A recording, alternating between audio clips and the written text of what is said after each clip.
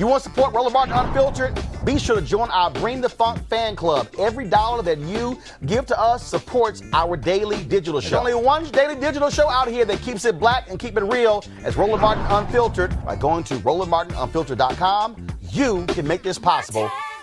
Folks, in California, black women, they are pushing for more representation in the California Democratic Party. Last November's election gave us the most racially diverse Congress in history, but there's still a long way to go.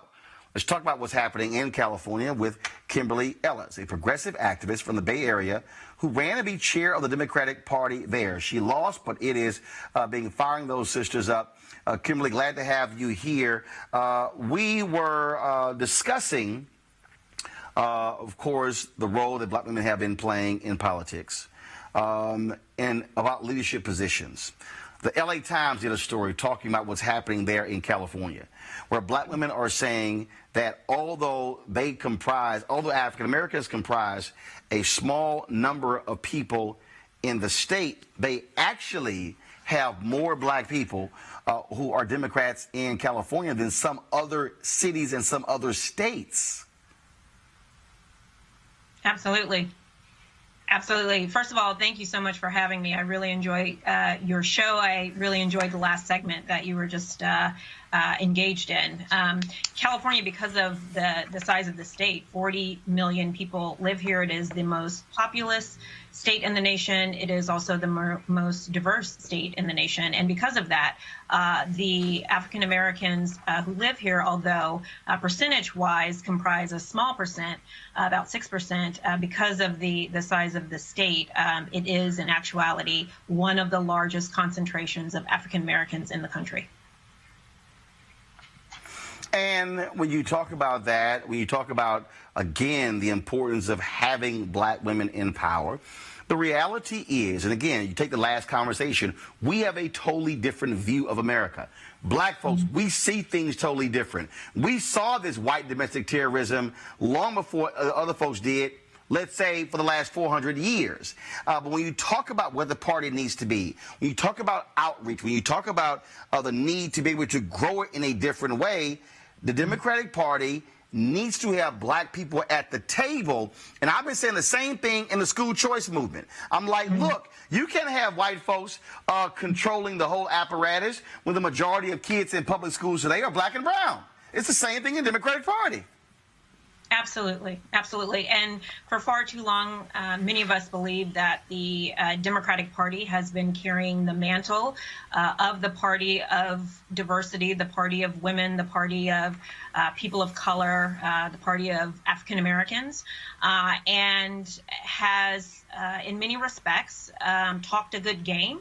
But not really walk the walk. And as was mentioned before, I ran for chair of the California Democratic Party 2 years ago in 2017. And that campaign really had a slogan that we needed to redefine what it meant to be a Democrat, because there were many of us who believed that the Democratic Party as an institution and too many of our elected officials had forgotten what it meant to be a Democrat, had forgotten that our party was supposed to be the party of the poor, the party of the working class, the party that believed in reaching back and pulling people up.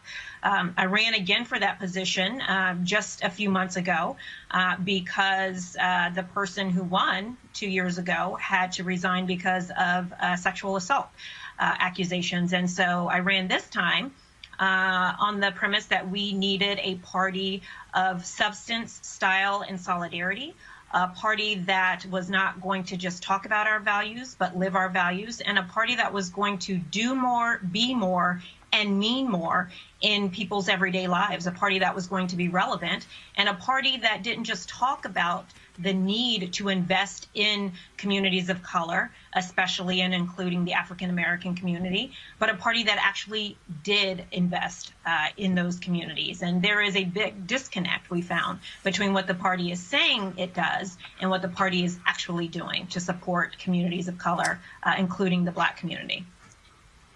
I want to bring in my panel with some questions. Erica Savage, first off, got a question. You have a question? Yes, I do. So, thank you, Roland, and thank you, Kimberly, for joining us. My question to you is, do you plan to, well, first thing is, do you plan on seeking office again in the near future? And if so, what office are you looking to run for? Yeah. Well, when I ran initially 2 years ago, the position was never something that was on my radar. And I think that is true of most women who run for office, especially most women of color and especially Black women. We are recruited to run. We are asked to run. And I used to run an organization called Emerge California for 7 years. I was the executive director. And I know that research shows that women have to be asked on average about 7 times before they will consider running for office. So this was something that was never on my radar. And the reason why I decided to run for it was not so much because of what the chair of the party did, but because of what the chair of the party could do. In many ways, this was about redefining that position. It was about making the position less of a figurehead and more of an activist chair that rolled up the sleeves, got into the community, and really connected the dots as to how politics touches every single aspect of our lives, and to make the party relevant in people's everyday lives. And so all of that to say, I wasn't intending to run the first time. I certainly don't count it out in terms of running in the future. If I do, it will have to be a position that really speaks to me in terms of the actual job itself. And at the end of the day, how we are using politics to do good and to help others. For me, that really is the definition of politics, and what our elected officials should be using the power, the money, the influence, and the position to do to help people. Thanks. Avis. Yes, well, thanks so much for joining us. This is really an important discussion. As you've mentioned, Kimberly, Black women are the backbone of the Democratic Party, but when it comes to actually being in positions of leadership, we're woefully underrepresented when you contextualize that against how much we contribute to the party actually being able to win elections, right? And so what would you suggest that Black women do to better consolidate our power such that we might have more ability to actually get into leadership positions within this power, within the party itself, and also win seats in terms of various different political offices across the country? Yeah, absolutely. Well, one of the things that we talked very frankly about was that Black women are not just the backbone of this party, but this party cannot win without us. The Democratic nominee for president will not be able to win against Trump without the very enthusiastic support of women of color, with Black women at the vanguard. And so we understand, many of us, our power, and it's time for us to start flexing that power. And so what I would suggest we do is to not be so quick to give away our loyalties, our vote, our endorsement, and our support to the Democratic Party or to elected officials. They should be required to earn that support like other communities require. And so we also need to look at perhaps organizing outside of the party. I certainly believe that these days and times really call for us to, as one of the panelists was saying before, to be very learned and to recognize our power and our position and not be afraid to flex that. That's it. All right, Hani, last question. Are there any candidates that you currently think that would be beneficial to us as a community, especially Black women? Because many of them want our votes, but they really do not have solutions to our problems. Yeah. Well, as someone who spent almost a decade recruiting, training, and supporting Democratic women to run for office, I'll be the first to say we need more Black women running for office. We need not and should not wait to be asked. We need to throw our hats in the ring, and understanding that our voice and our life experiences are desperately needed right now, as well as our leadership. In terms of candidates, presidential candidates, I have a lot of issues that I am really passionate about, but I believe very strongly that the next nominee should absolutely be talking very directly about the issues impacting all communities, especially the African-American communities. And I'm also not interested in any candidate that is not talking about supporting reparations for African-Americans in this country. All right, then. Well, I certainly appreciate it. Thank you so very much for joining us for this conversation. And certainly good luck, Kimberly Ellis. Thanks a lot. Thank you.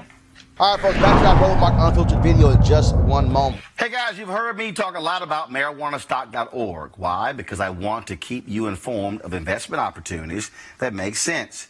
We've all watched the growth of the cannabis industry. A recent report by New Frontier Data estimates the global cannabis market at over $340 billion. We know that marijuana legalization is sweeping the country state by state. We also know that marijuana has a good cousin, the hemp plant, with a much higher concentration of CBD. That means hemp gives you all of the medical benefits of marijuana without getting you high. Until recently, hemp farming was practically illegal in the United States and heavily regulated by the DEA. However, the 2018 Farm Bill changed all of that, making it legal to grow hemp CBD in the U.S., making it one of the largest commodities worldwide. Folks, they need land to grow all of the plants, and this is where our good friends at 420 Real Estate come in. Their business model is simple. They buy land that supports hemp CBD grow operations and lease it to licensed paying tenants. That's right, they are hemp CBD landlords, and you can get in on the action.